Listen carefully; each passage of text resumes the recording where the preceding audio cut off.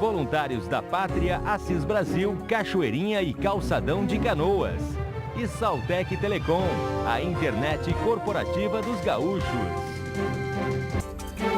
Quase 500 mil contribuintes ainda não entregaram a declaração do imposto de renda no estado.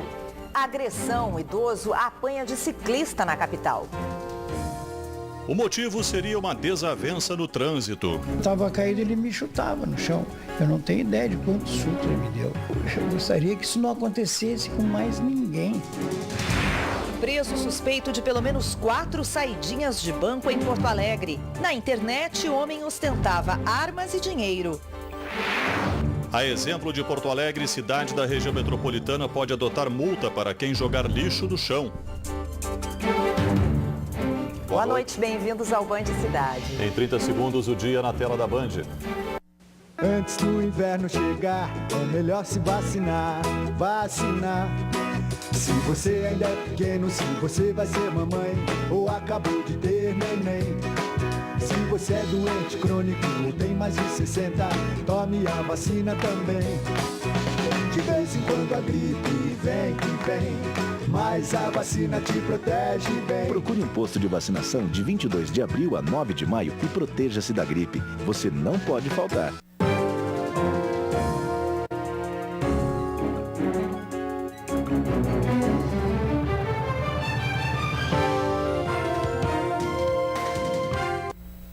Um idoso foi parar no hospital depois de uma briga de trânsito na zona norte de Porto Alegre. O homem foi agredido a socos e pontapés por um ciclista neste final de semana, quando buscava a neta para passear. Estava caído, ele me chutava no chão. Eu não tenho ideia de quantos chutes ele me deu. Se um pegou na costela e aqui na cabeça, eu não sei se aqui foi chute ou não me lembro, porque eu fiquei desacordado. Além do corte no rosto, seu João Carlos teve a cabeça machucada por chutes e sofreu luxações em 2 costelas. O motorista de 63 anos sente fortes dores e tem dificuldade para respirar. Não estou conseguindo dormir, porque eu só tenho uma posição que eu ficar deitado, na qual eu cochilo. E de 2 em 2 horas a minha esposa me acorda para saber como é que eu estou em função das batidas na cabeça. O acusado das agressões é um ciclista que não se feriu. O administrador de empresas teria ficado indignado depois de ser fechado pelo carro que João Carlos dirigia na Avenida Benjamin Constant. O homem teria jogado a bicicleta na porta do veículo e dado socos no capô antes de agredir a vítima. Ele deu um soco muito forte no capô do carro e jogou a bicicleta no carro. Aí eu digo, mas por que ele está fazendo isso? O que será que eu fiz de tão errado, né, para merecer isso? Aí ele fez a volta, veio ao meu encontro e me deu um soco. Aqui que cortou o sobrecílio e eu caí no chão. Denis estava do outro lado da rua quando viu o idoso caído no chão e sendo atingido por vários chutes. Ele e outro homem que passava pelo local interviram para conter o agressor. O senhor ficou jogado no chão, aconteceu tudo, foi bem aqui. Continuou chutando o senhor indefeso no chão e a gente teve que chegar e separar, senão ele continuaria batendo. O ciclista prestou depoimento na delegacia e foi liberado. Ao contrário de todas as testemunhas, ele alegou que estava se defendendo. O homem também afirmou não lembrar que continuou a agredir o idoso, mesmo depois que a vítima já estava caída no chão. Se o laudo do Departamento Médico Legal apontar as lesões como graves, um inquérito será aberto. Se a vítima ficar inabilitada das suas funções há mais de 30 dias. Se isso ocorrer, não será um termo circunstanciado, e sim uma lesão corporal de natureza grave. A cena de violência sem explicação não sai da cabeça de moradores e comerciantes do bairro São Geraldo. Eu me sinto revoltada porque bater numa pessoa idosa e doente, acho que é pior que bater numa criança. Eu acho que violência gera violência, não precisava ter sido dessa maneira. Traumatizado, seu João Carlos não quer mais dirigir. Isso aí sirva de lição para mim, né, que eu tenho que me cuidar mais. Eu não deveria ter descido do carro, deveria ter ficado dentro do meu carro. Eu gostaria que isso não acontecesse com mais ninguém. Olha, todo mundo erra no trânsito, né? Se alguém disser que nunca errou, está mentindo. Então, erros acontecem todos os dias, mas não é dessa forma que vai se resolver. Né? Que barbaridade, Nós não vamos melhorar nada desse jeito. Exatamente. Deve ser divulgado nos próximos dias o resultado das perícias a respeito da morte de Bernardo. A suspeita é de que ele tenha sido morto com uma injeção letal. A equipe da Band em Três Passos, no norte do estado, encontrou uma das ex-babás do menino, morto aos 11 anos. Segundo ela, Bernardo já havia relatado uma tentativa de asfixia por parte da madrasta, uma das suspeitas pelo assassinato do garoto. Elaine trabalhou na casa de Bernardo quando ele ainda morava com a mãe, que cometeu suicídio há 4 anos. Depois que o pai assumiu o relacionamento com Graciele Ogulini, a ex-babá encontrava o menino seguidas vezes na rua. Um dia, o garoto contou que a madrasta tentou asfixiá-lo com um travesseiro. Ele acordou naquela agonia, naquele susto, né? Daí ele disse que pegou e olhou para frente, ela estava parada. Daí ele perguntou para ela o que tinha acontecido. Né? Daí ela disse, não, só tinha vindo fechar a janela do quarto que estava batendo por causa do vento, mas nem vento não tinha, eu acho. E daí ele disse que quando ele viu ela estava parada na frente dele, assim, com o travesseiro na mão. Sabe, que ele sabe, que ele acha que ela tentou sufocar ele.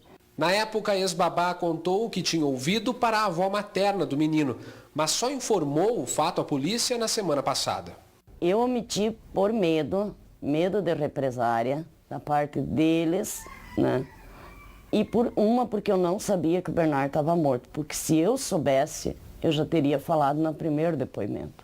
O corpo de Bernardo Boldrini, de 11 anos, foi encontrado enterrado num matagal, em Frederico Westphalen. Uma amiga da madrasta, Edelvânia Virganovski, confessou à polícia que ajudou a matar e enterrar o garoto junto com Graciele, que teria planejado o crime. A polícia também acredita que o pai, Leandro Boldrini, esteja envolvido. Os 3 estão presos temporariamente. Muito difícil tu olhar para aquela casa e saber que ele não vai mais sair daquele portão. É difícil. Eu não sei porque que essas pessoas fizeram isso com ele. Ele não merecia isso. Ele só queria amor, carinho e atenção. Era só o que o Bernardo pedia, sabe? Ele não pedia dinheiro, ele não pedia nada. Era só isso que ele queria. Eu não sei porque. Como é que pode ter gente tão ruim assim nesse mundo? O domingo marcou 2 anos da morte dos profissionais da TV Bandeirantes, o repórter Paulão e o cinegrafista Ezequiel Barbosa, em um acidente de trânsito na Serra Gaúcha. 2 anos e ainda não há culpados. E os acusados respondem em liberdade.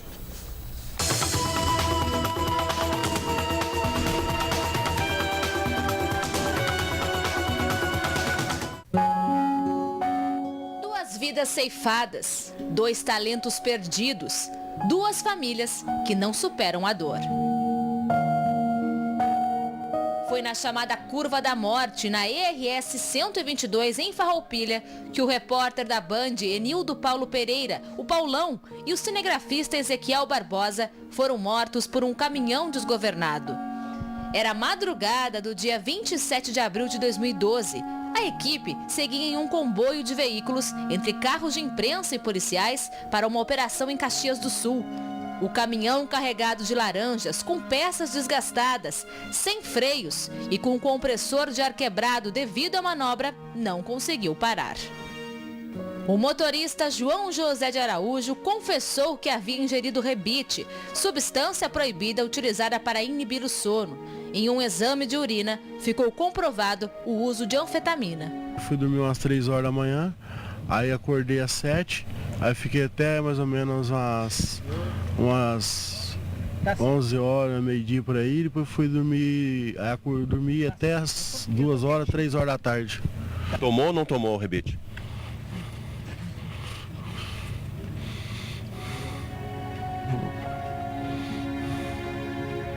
O homem natural do interior de São Paulo responde a um processo judicial e não teve o direito de dirigir suspenso. A promotoria de Farroupilha denunciou o condutor por homicídio culposo, quando não há intenção de matar, e ainda pelo crime de lesão corporal culposa praticada contra as vítimas, jornalistas e policiais que estavam nos outros veículos. O proprietário do caminhão, Evandro Góes, também foi responsabilizado e responde por homicídio culposo. Segundo laudos, o veículo apresentava problemas mecânicos. De acordo com informações da primeira vara criminal de Farroupilha, as 8 testemunhas já prestaram esclarecimentos. Agora é preciso aguardar a manifestação da defesa sobre esses depoimentos. Ainda não há prazo para que os réus que seguem em liberdade sejam ouvidos pela Justiça. Justiça que também é esperada por Rosélia. O filho de 24 anos perdeu a vida depois de um acidente de trânsito em 19 de agosto de 2012. Diogo Oliveira trafegava de moto pela Avenida Lamy, em Porto Alegre, quando um veículo dirigido por uma mulher colidiu de frente com ele. O jovem morreu na hora. O Thales chegou perto e viu que estava acontecendo um acidente, só que ele não imaginou que fosse o irmão. E ele me ligou, né, e disse: mãe, tu liga para o Diogo porque aconteceu um acidente aqui horrível, a gente só enxerga a moto e eu acho que a moto é dele. Segundo testemunhas, a motorista ultrapassou 3 veículos sem se certificar se daria tempo para a manobra proibida.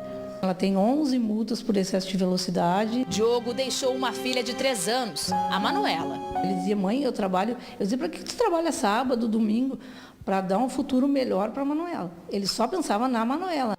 E um vazio na mãe de uma utopia de vida, onde os filhos jamais deveriam morrer. Eu e ele, a gente era muito ligado, muito. Tudo era minha mãe.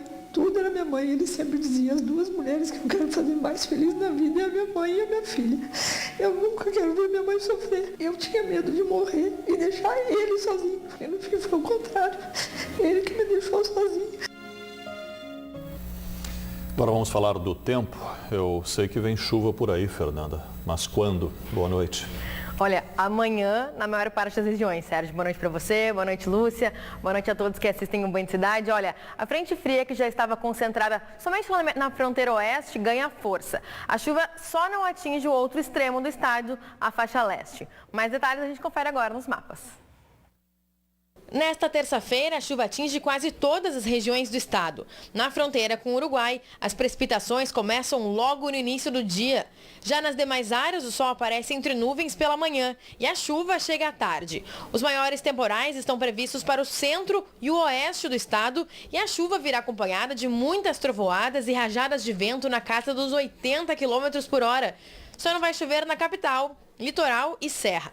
Mínimas de 16 graus em Uruguaiana e 13 em Caxias do Sul. As máximas chegam a 26 graus em Pelotas e 25 em Tramandaí.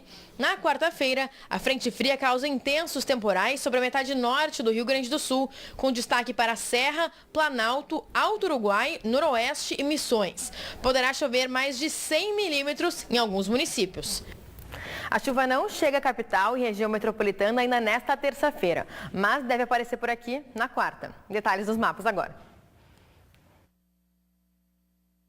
Em Porto Alegre, região metropolitana, o sol aparece entre nuvens nesta terça-feira. Diferente das demais regiões, não chove por aqui.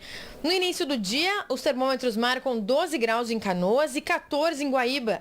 As máximas chegam a 27 graus em Porto Alegre e 26 em Novo Hamburgo.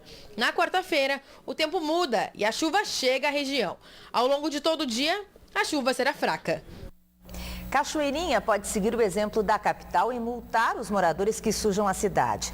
Mas foi além de Porto Alegre, onde há um sistema de container só para lixo orgânico. Na cidade da região metropolitana, agora há containers também para coleta seletiva. Jogar lixo na rua em Cachoeirinha pode pesar no bolso. A lei implementada em Porto Alegre inspira a proposta discutida na cidade da região metropolitana. A multa mínima é de R$ 263. Eu canso de pedir para a prefeitura buscar os lixos, eles buscam hoje e amanhã tem lixo de novo.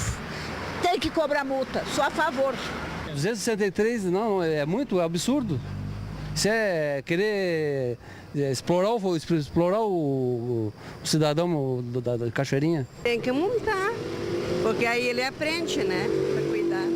O autor do projeto é este vereador, que acredita que a votação possa ser realizada até o mês que vem. Há uma grande parte da população que não é infrator, que não infringe a lei, que não joga lixo na rua, que cuida do meio ambiente. Não é possível que nós estejamos punindo essas pessoas. Ao não punir o infrator, nós punimos quem cuida do meio ambiente. Em casos mais graves, a multa pode passar de R$4.000, mas a proposta corre o risco de não sair do papel. A Prefeitura de Cachoeirinha não tem estrutura para fazer a fiscalização. Esse projeto de lei, embora ele tenha o seu foco algo importante e interessante, que é o cuidado ao meio ambiente, ele também torna quase impossível operacionalizá-lo pelo número de servidores. Na cidade são produzidas 60 toneladas de lixo por dia. Na semana passada começou a funcionar o sistema de coleta automatizada. 450 containers foram colocados nas principais avenidas. Há equipamentos separados para o lixo reciclável e o orgânico. A cidade ficou mais limpa. As pessoas estão se adaptando ao processo. Nós tínhamos lixeiras espalhadas já muito antigas, quebradas, retiramos elas. Isto forçou também o uso do container. A mudança reflete no visual da principal avenida de Cachoeirinha, mas tem gente que ainda não se conscientizou. A poucos metros dos containers, nossa equipe encontrou sacos de lixo na calçada e dentro de tonéis. Só esperamos agora que o povo, tenha consciência e coloque o seu lixinho no lugar certo. Em Farroupilha, na Serra, um projeto de lei que multa pessoas flagradas jogando lixo nas ruas foi aprovado na semana passada. As multas variam de R$50 a R$300 de acordo com o tamanho do lixo descartado. A fiscalização deve começar no mês de junho. Afonso Ritter, há muitas outras cidades pelo país aprovando leis semelhantes. Boa noite. Boa noite, Sérgio. Boa noite, Lúcia. Boa noite a todos. A moda pegou, como já pegou em Porto Alegre, que imitou o Rio de Janeiro. Só não ficou claro como e quem multa a prefeitura quando ela joga lixo na rua. Como aconteceu semana passada, quando a empresa rachou na rua as gramas cortadas. Mas leis semelhantes estão pipocando hoje em várias cidades gaúchas e brasileiras. Além de Farroupilha e Cachoeirinha, desde Jaboatão dos Guararapes e Olinda, na região metropolitana de Recife, Santo André e Santos, São Paulo, Campo Grande, Mato Grosso e Maringá, Paraná. Bom, Afonso, qual é a avaliação da sua vigência efetiva em quase um mês aqui em Porto Alegre? Em Porto Alegre, a fiscalização da lei começou pelo Centro Histórico. E a avaliação do diretor de limpeza e coleta do DMLU, Rodrigo Kies, é positiva. Segundo ele, as cestas de lixo estão mais cheias, sinal de que está sendo descartado o lixo no lugar certo. Houve, nesse período, a aplicação em flagrante de 50 multas, onde ainda corre o prazo para os recursos, e 300 denúncias. E há uma boa notícia sobre a coleta de lixo. A partir da próxima segunda-feira, dia 5 de maio, o DMLU inicia a fiscalização unificada com o uso de GPS das 3 coletas regulares. A automática dos contêineres, a geral e a seletiva. Os funcionários do departamento irão acompanhar numa sala, em tempo real, qualquer atraso ou desvio dos caminhões das empresas contratadas, o que parece ótimo. É uma pena que em 2014 a gente tenha que ter lei para as pessoas jogarem o lixo no lixo, Para serem educadas e caprichosas, né? É verdade. Obrigada, boa noite, Boa Afonso. noite. Há 3 dias para o encerramento do prazo de entrega da declaração do imposto de renda, cerca de 500 mil contribuintes ainda não enviaram seus documentos à Receita Federal, segundo o levantamento divulgado às 5 da tarde de hoje. São esperadas 1.900.000 declarações no Rio Grande do Sul até a meia-noite de quarta-feira. Os contribuintes que não entregarem neste prazo pagarão multa que vai de R$ 165 a R$ 74 centavos a até 1% do valor do imposto devido por mês de atraso na entrega. Um homem morreu em um acidente na manhã de hoje na RS 135 em Passo Fundo, no norte do estado. Saul Rodrigues Caminha Júnior, de 26 anos, dirigia um carro com placas de Alegrete que colidiu frontalmente com uma carreta de Nova Bassano. O condutor da carreta não ficou ferido. Em instantes, Chico Garcia comenta a rodada da dupla Grenal no Campeonato Brasileiro.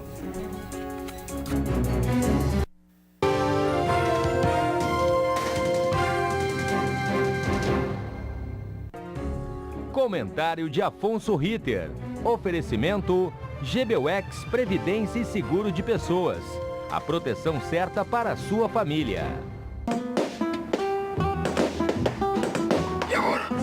Presta atenção, Clara. A chefe falou pra ninguém se mexer até ela dar o sinal. O sinal. Pronto, ragazzi. Ora ho tirato pause. Toda a família quer Sky HD para pausar e gravar os programas preferidos. Planos a partir de R$ 49,90. Não é promoção, é preço. 4.004, 1111. Compare e mude já. Sky, você na frente sempre. As principais notícias do Brasil e do mundo. Os ataques durante a maratona. O outono mal vídeo começou. Virou sucesso. Uma angolana foi difícil presa. Criar o atacante Neymar. Jornal da Band. De segunda a sábado, 7h20 da noite. Oferecimento Universidade Fevale. Inscrições abertas para MBA e especialização. Internet rápida de verdade? Sim! Chateação? Não. Diversão, filmes e jogos? Barra de espera? Não. A melhor oferta? Sim! Pegadinha e venda casada? Não! Muito mais por muito menos? Lógico que sim! Na Sim você tem 10 MB de velocidade com modem Wi-Fi grátis por apenas R$ 34,90 por mês. Diga sim, a resposta certa. Está à procura da beleza? Bem-vindos a Núcleo Estética. Atendimento personalizado, profissionais qualificados, pacotes com promoções. Cortes, penteados e maquiagem. Depilação, massoterapia estética e terapêutica. Estética facial, podologia, manicure e pedicure, mega hair e produção de noivas. Ligue e agende no 51-3212-2934.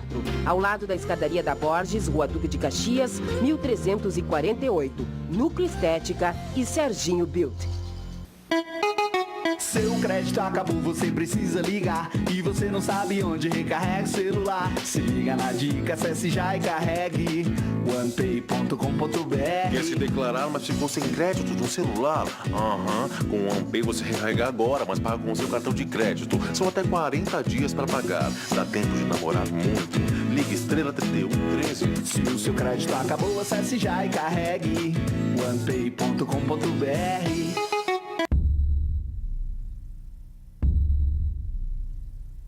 Durante muito tempo ouvimos: o Brasil é o país do futuro. E nós ficamos ali, na arquibancada, torcendo. Até que um dia, a gente resolveu entrar em campo, jogar junto. Porque no futebol e na vida, ninguém vence sozinho. Nosso país agora é o dono da bola, o dono do campinho. O verde desse gramado que recebe os olhares do mundo foi a gente que plantou, a gente que fez crescer. Esse é o nosso verde. O símbolo de um país que cooperou e cresceu. O verde de uma instituição financeira cooperativa, onde mais de 2,5 milhões de brasileiros jogam junto e vencem junto. É nisso que o Sicredi acredita. O Brasil que coopera é o país que a gente ama. Band Cidade. Oferecimento Ugine Esportes. Voluntários da Pátria, Assis Brasil, Cachoeirinha e Calçadão de Canoas. E Saltec Telecom, a internet corporativa dos gaúchos.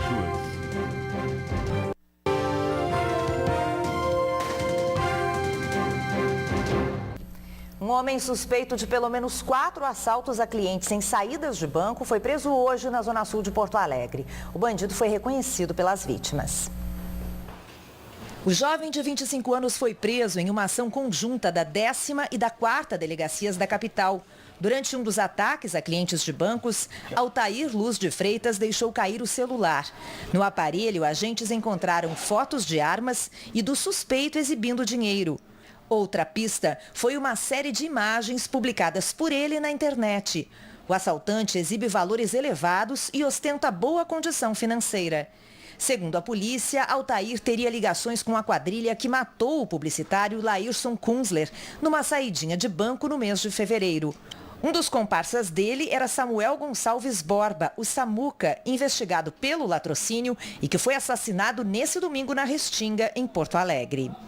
E foi durante o velório do Samuel que a polícia prendeu agora à tarde um suspeito de integrar a quadrilha que matou o publicitário Laírson Kunzler. Ronaldo Cirne Coelho, de 30 anos, estava foragido da polícia. Em depoimento, ele negou a participação no crime. Mas segundo a delegada Áurea Reppel, que está com o caso, o suspeito dirigia o carro, um Renault Scenic, que acompanhava a moto em que estavam os dois bandidos que atiraram no publicitário. O homem foi encaminhado ao Presídio Central. A polícia investiga ainda outras 2 mortes ocorridas em menos de 1 hora no bairro Restinga ontem. O local é considerado território da paz, atendido pelo Programa de Policiamento Comunitário do Governo Gaúcho. As vítimas foram identificadas como Aquiles Ferreira Souza e Diogo Menezes Cardoso, ambos de 24 anos. Agora a gente fala de futebol. Pela Copa do Brasil, o Inter entra em campo na próxima quinta-feira contra o Cuiabá do Mato Grosso, na Arena Pantanal. Do lado gremista, na quarta-feira tem a partida de volta pela Libertadores contra o São Lourenço na Arena.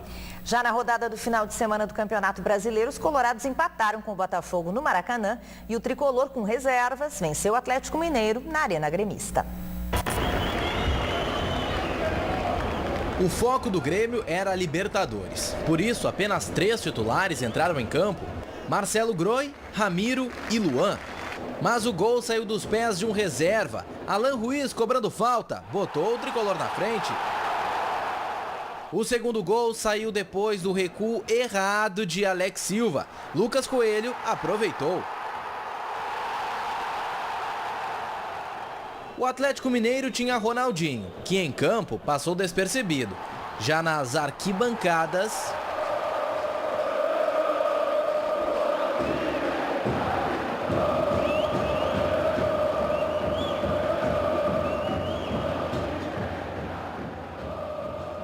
Fernandinho descontou e o Galo levou perigo até o final do jogo, mas a vitória ficou mesmo com o Grêmio. Simplesmente confirmamos aquilo que a gente achava, que temos bons atletas buscando seu espaço. Isso é muito importante para toda a equipe. No Maracanã, o Inter saiu na frente aos 8 minutos. Arangues achou Rafael Moura, 1-0. Aos 34, Valdívia fez a jogada e deixou o He-Man na cara do gol. Mas daí veio o segundo tempo. Emerson Sheik diminuiu a diferença. E Sebajos deixou tudo igual.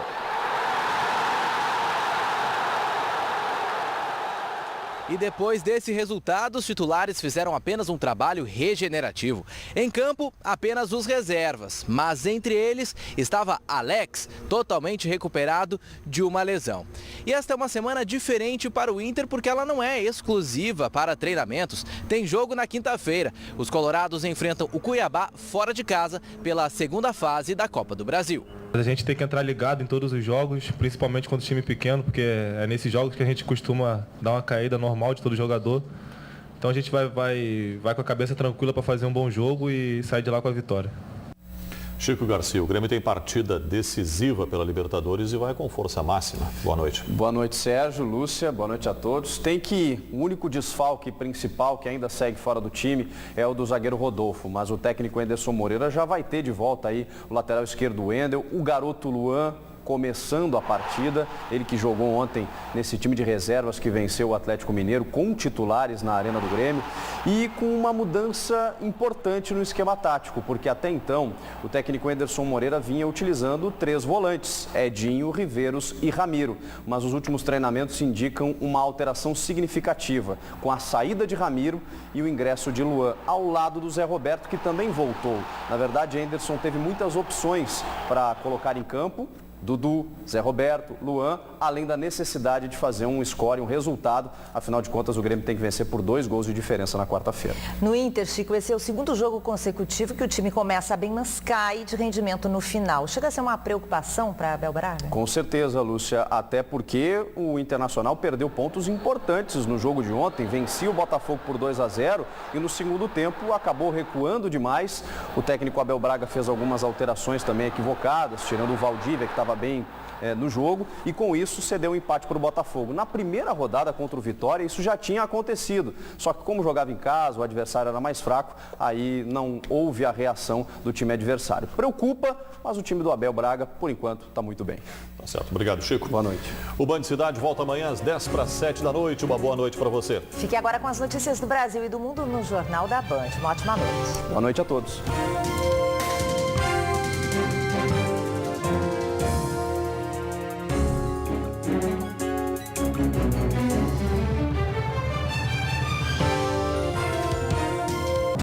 De impostos federais bate recorde no primeiro trimestre.